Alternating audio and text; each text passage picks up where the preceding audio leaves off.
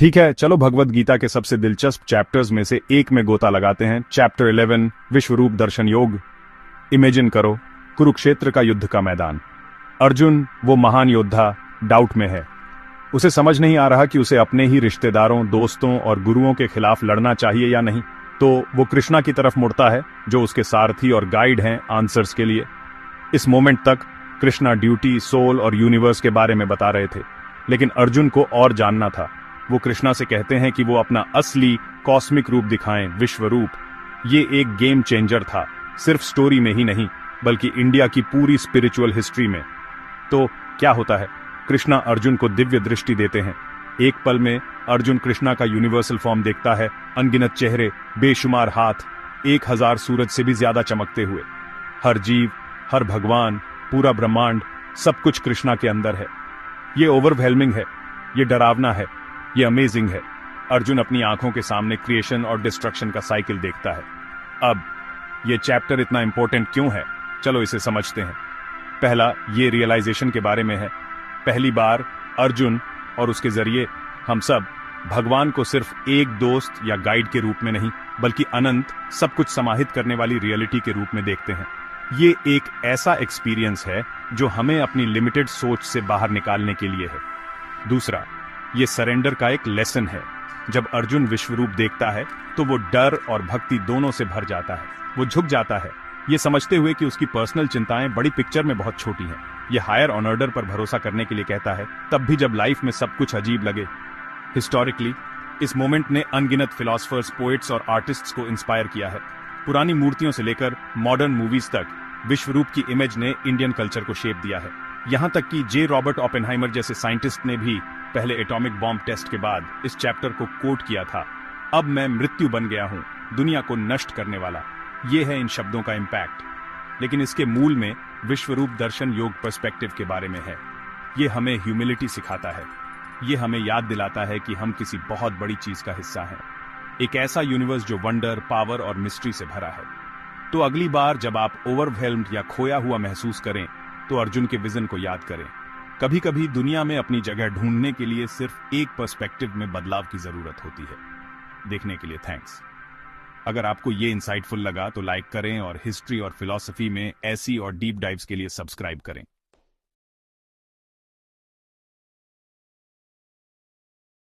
उद्धव गीता, बस नाम सुनकर ही थोड़ी क्यूरियोसिटी हो सकती है, या शायद एक सेंस ऑफ मिस्टरी भी।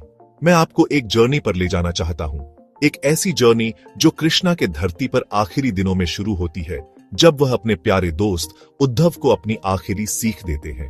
ये बातें जो हजारों साल पहले कही गई थीं, आज भी इंडियन स्पिरिचुअलिटी के दिल में गूंजती हैं और हमारी मॉडर्न लाइव्स में कुछ बहुत गहरा ऑफर करती हैं। चलिए कोर मैसेज से शुरू करते हैं। उद्धव खोए हुए हैं, दुनिया के दुख से कंफ्यूज्ड हैं, ड्यूटी, डिवोशन और रियलिटी के नेचर पर सवाल उठा रहे हैं। कृष्णा जवाब देते हैं, रिजिड रूल्स से नहीं बल्कि उस विजडम से जो एक नदी की तरह बहती है। वह डिटैचमेंट की बात करते हैं, एक कोल्ड विथड्रॉल नहीं बल्कि यह गहरी समझ कि सब कुछ ट्रांजिएंट है। कृष्णा कहते हैं, दुनिया में रहो पर दुनिया के मत बनो।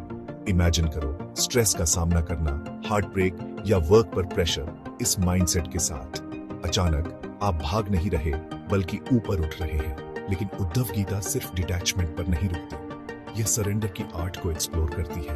हाँ, जाने दो, लेकिन एम्प्टीनेस में नहीं, ट्रस्ट में, लव में। कृष्णा उद्धव को यकीन दिलाते हैं कि डिवोशन रिचुअल्स या डॉगमा के बारे में नहीं है, यह एवरीडे में डिवाइन से कनेक्ट होने के बारे में है। जब मैं ये वर्सेस पढ़ता हूँ तो मुझे ऑथेंटिक जीने की एक पुकार दिखती है और हर डिटेल में सीक्रेट को देखने की, चाहे वह सनराइज हो या किसी स्ट्रेंजर की स्माइल।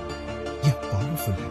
और फिर योगा पर भी टीचिंग है, सिर्फ फिजिकल पोस्चर्स नहीं बल्कि अपनी लाइफ, अपने माइंड, अपनी ब्रेथ को अलाइन करने का एक तरीका, यूनिटी की सेंस की तरफ। कृष्णा एक ऐसा विजन पेंट करते हैं जहां स्पिरिचुअल प्रैक्टिस दुनिया से भागने के बारे में कम है और विजडम और कंपैशन के साथ इसे पूरी तरह एम्ब्रेस करने के बारे में ज्यादा। एक ऐसी दुनिया में जहां हम अक्सर डिवाइडेड महसूस करते हैं अपने अंदर और एक दूसरे से।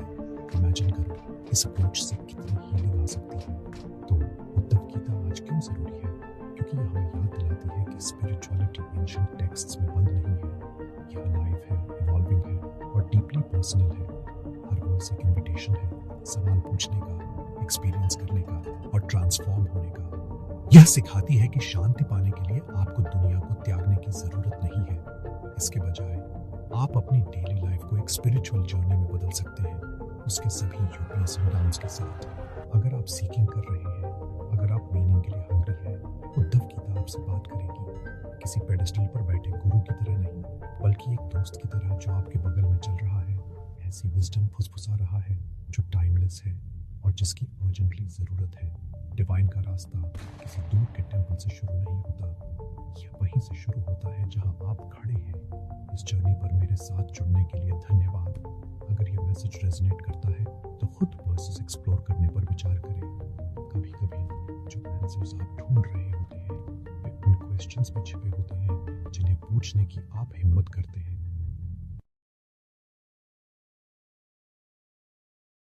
क्या आपने कभी महाभारत के अंदर छुपे हिडन जेम्स के बारे में सोचा है? श्योर, हम सब अर्जुन, कृष्ण या कर्ण के बारे में जानते हैं, लेकिन उन अनसंग हीरोज और साइलेंट वॉरियर्स का क्या, जिनकी कहानियां कभी स्पॉटलाइट में नहीं आ पाती? आज मैं आपको महाभारत के लेसर नोन कैरेक्टर्स की अनटोल्ड स्टोरीज के सफर पर ले जा रहा हूँ, और वो लाइफ लेसन्स जो वे हमें आज भी देते हैं। चलिए विदुर से शुरू करते हैं। एक मेड के बेटे विदुर न तो राजा थे और न ही वॉरियर, फिर भी उनकी विजडम ने कुरु डायनेस्टी को एक से ज्यादा बार डिस्ट्रक्शन से बचाया। जब बाकी सब एम्बिशन से अंधे हो गए थे, विदुर धर्म के लिए खड़े थे, ट्रूथ और राइचसनेस के लिए। उनकी कहानी मुझे याद दिलाती है कि ट्रू स्ट्रेंथ कैरेक्टर में होती है, न कि टाइटल्स या ब्लड लाइन्स में। कभी कभी रूम की सबसे क्वाइटेस्ट वॉइस सबसे गहरी ट्रूथ्स बोलती है। नेक्स्ट अप है एकलव्य। अब एकलव्य कोई क्षत्रिय या प्रिंस नहीं थे, वह एक ट्राइबल बॉय थे जो द्रोणाचार्य से आर्चरी सीखना चाहते थे। गुरु ने उन्हें रिजेक्ट कर दिया, फिर भी उन्होंने द्रोण की एक स्टैचू बनाई और खुद को सिखाया। उनकी डेडिकेशन ने उन्हें एक मास्टर आर्चर बना दिया, शायद अर्जुन से भी बेहतर। लेकिन जब द्रोण ने गुरु दक्षिणा के रूप में एकलव्य का अंगूठा मांगा, तो उन्होंने बिना सोचे समझे दे दिया। एकलव्य की कहानी सेल्फ बिलीफ और ह्यूमिलिटी की याद दिलाती है, लेकिन यह भी एक लेसन है कि सोसाइटी के रूल्स हमेशा फेयर नहीं होते। आप अपनी सर्कमस्टेंसेस से ऊपर उठ सकते हैं, लेकिन कभी कभी सैक्रिफाइस जर्नी का हिस्सा होता है। घाटोत्कच को मत भूलिए, जो भीम और हिडिंबी के फियर्स बेटे थे। उन्हें रॉयल कोर्ट्स में सेलिब्रेट नहीं किया गया, लेकिन जब कुरुक्षेत्र युद्ध अपने पीक पर पहुंचा, तो घाटोत्कच की मैजिक और करेज ने टाइड को मोड़ दिया। उन्होंने अपनी जान दे दी ताकि पांडव लड़ते रह सके। उनका सैक्रिफाइस मुझे बताता है कि शैडोज में काम करने वाले भी दुनिया का फेट बदल सकते हैं। सभी हीरोज क्राउन नहीं पहनते, और कुंती भी है।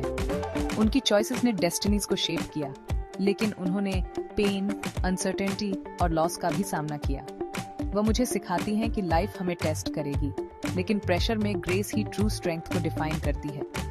महाभारत सिर्फ राजाओं और युद्धों की कहानी नहीं है, ये हिडन लाइव्स और क्वाइट लेसन्स का एक ट्रेजर चेस्ट है।